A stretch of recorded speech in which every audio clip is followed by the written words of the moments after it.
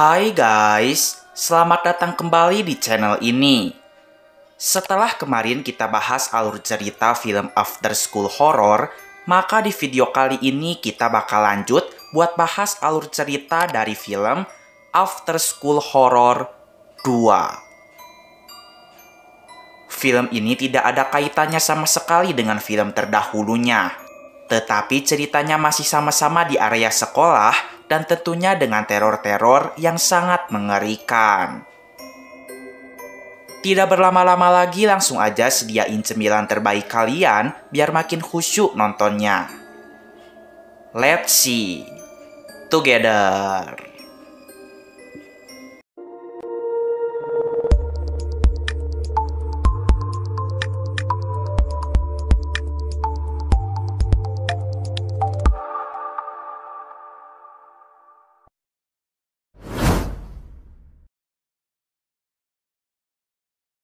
Kisah bermula dengan sepasang kekasih. Mereka adalah Tirta dan Ririn. Ririn mengatakan bahwa ia akan gabung menjadi anggota cheerleadersnya Tias. Katanya, kelompok Tias itu sangat berprestasi dan selalu menang lomba. Maka dari itu ia ingin gabung guys. Tapi syaratnya untuk masuk anggota adalah menggambar muka Sumarni di gudang sekolah.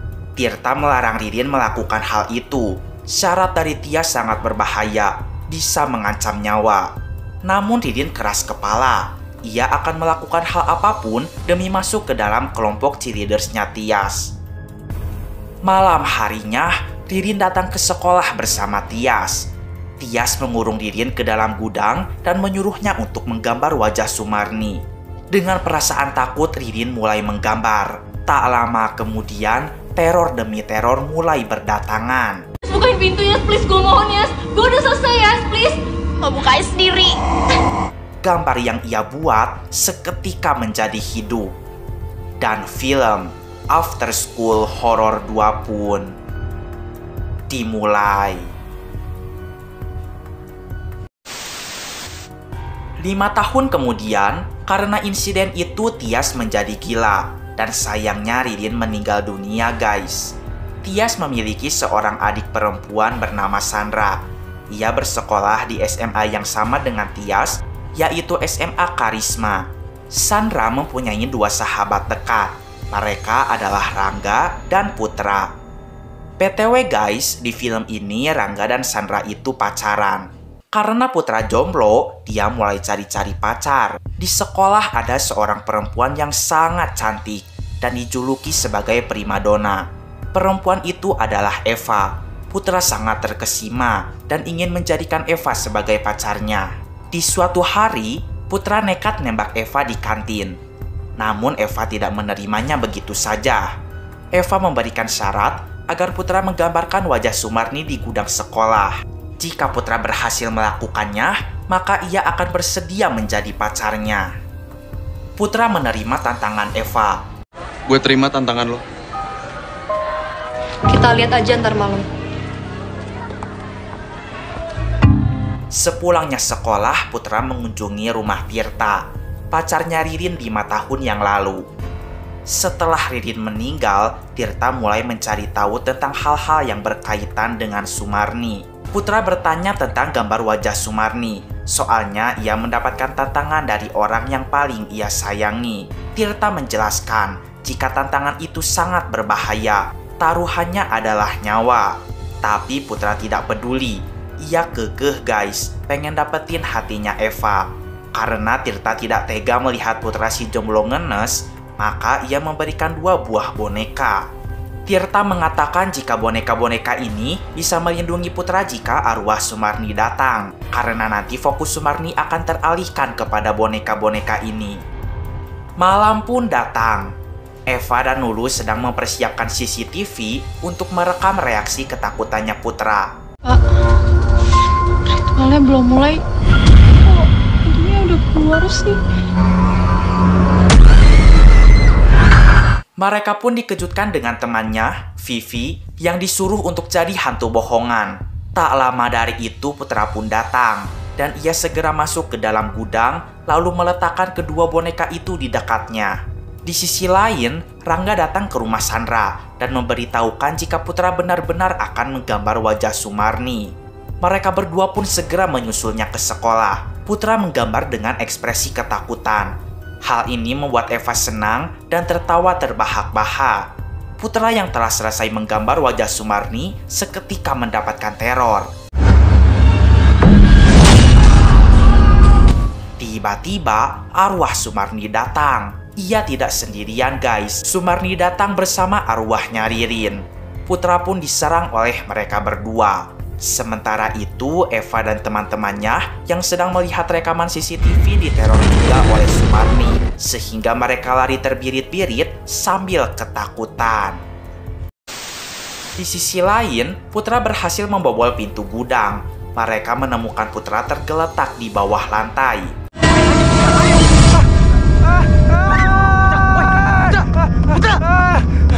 Sesadarnya Putra malah berteriak karena melihat wajah Sumarni di belakang Rangga dan Sandra. Karena sudah ketakutan dan hari mulai larut malam, maka mereka memutuskan untuk pulang. Sesampainya di rumah, Putra melihat ada memar di wajahnya. Melalui cermin, ia dikejutkan dengan arwah Sumarni. Tidak hanya Putra, Eva pun diganggu Sumarni juga.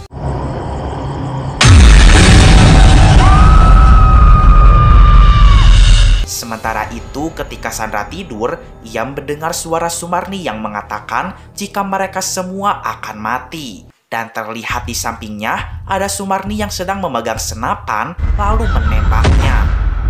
Ternyata itu hanya mimpi.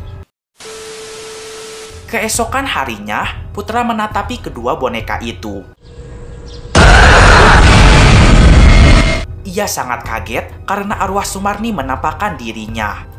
Dan boneka itu pun bergigi tajam serta ada satu mata di dalam mulutnya. Tiba-tiba kedua boneka itu pun berpindah tempat guys. Dan Putra hampir tertusuk oleh pisau. Secara mengejutkan, Eva datang ke rumahnya. Eva meminta agar Putra menemaninya jalan-jalan. Putra pun sangat senang dan segera bergegas ganti pakaian. Eva masuk ke dalam rumah untuk meminta segelas air putih. Ternyata itu bukan Eva, tetapi arwah Sumarni yang menyamar. Putra sudah tidak tahu harus bagaimana lagi. Ia pun membuang kedua boneka itu guys. Setelah itu Putra datang ke rumah Sandra. Di sana terlihat sudah ada Rangga. Putra menjelaskan jika ia rasa kedua boneka pemberian Tirta terasuki oleh arwah Sumarni dan temannya. Tapi untungnya ia sudah membuang kedua boneka itu. Namun walaupun begitu, mereka semua harus tetap waspada. Sementara itu Tirta yang baru beres sholat mendoakan almarhumah pacarnya. Sedangkan arwah Ririn hanya bisa melihat Tirta dari kejauhan.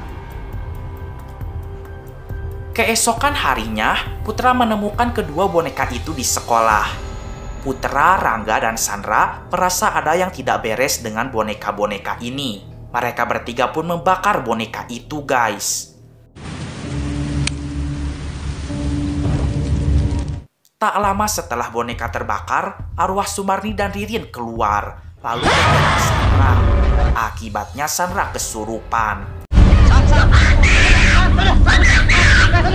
Namun setelah ditampar oleh Putra, akhirnya Sandra tidak kesurupan lagi.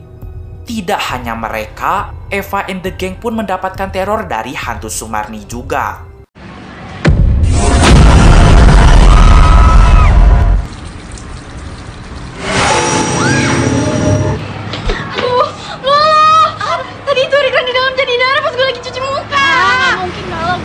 Udah selesai ya.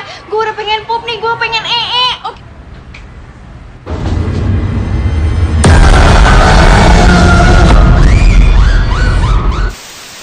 Rangga, Sandra, dan Putra sangat terkejut ketika melihat boneka-boneka itu sudah ada di kelas dalam keadaan utuh. Padahal tadi baru saja mereka bakar.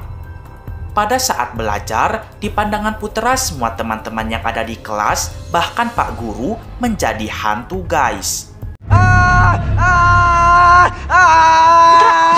Putra, tadi gue lihat lu semua jadi hantu. Ketika jam istirahat, Putra ditelepon oleh Eva dan diminta untuk pergi ke halaman belakang. Terlihat Eva sudah ada di sana sambil membawa pisau. Ternyata Eva kesurupan. Ia akan membunuh Putra. Namun untungnya Rangga dan Sandra datang sehingga Putra berhasil diselamatkan. Keesokan harinya di rumah, Sandra sedang santai sambil membaca majalah. Susu permintaannya pun sudah dibuatkan oleh Bi Inah. Namun Sandra terkejut karena susunya berubah jadi belatung. Ia kabur ke dalam kamar. Di kamar ia pun diteror oleh boneka-boneka berhantu itu.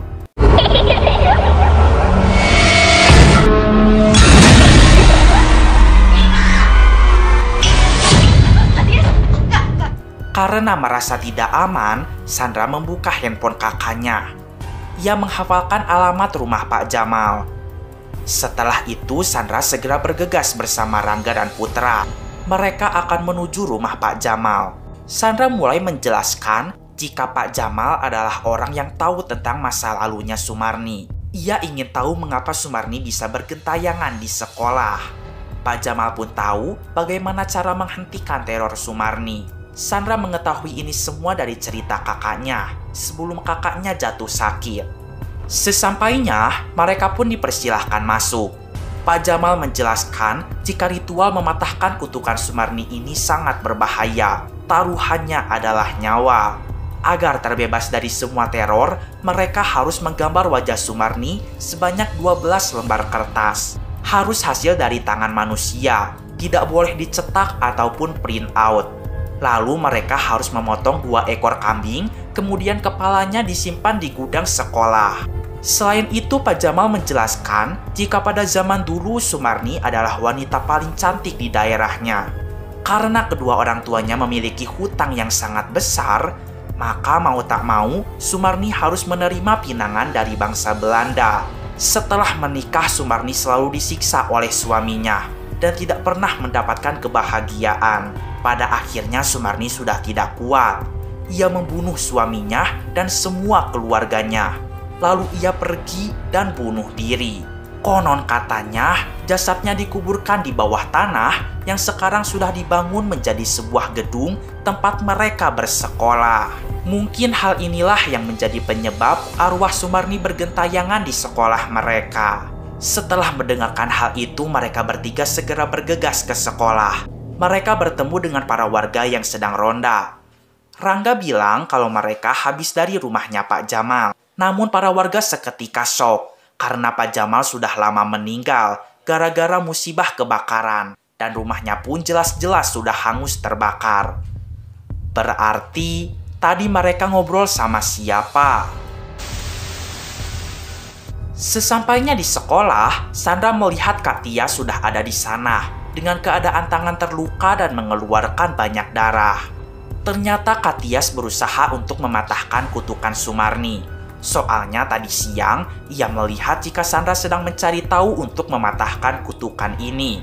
Kak Tias tahu ini kegiatan berbahaya dan taruhannya adalah nyawa. Jadi supaya Sandra aman, maka ia nekat melakukan ritual itu sendirian. Ia rela mati.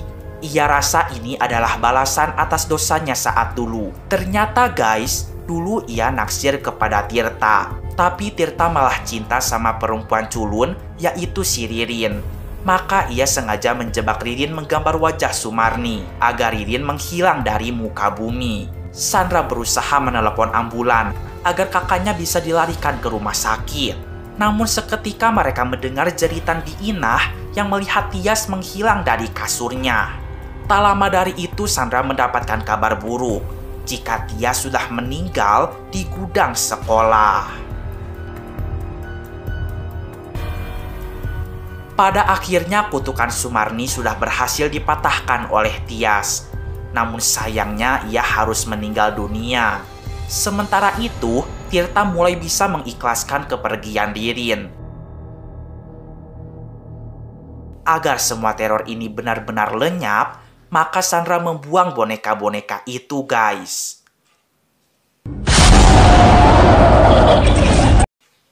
Dan film pun selesai. Nah, itu dia guys, seluruh alur cerita dari film ini. Lagi dan lagi, Mamang ingatkan jika bucin bisa membahayakan nyawamu. Menurut kalian lebih serem After School Horror 1 atau yang keduanya nih? Tulis ya di kolom komentar di bawah ini. Oke lah, segitu dulu aja video kali ini. Mamang pamit dulu. Keep enjoy and see you.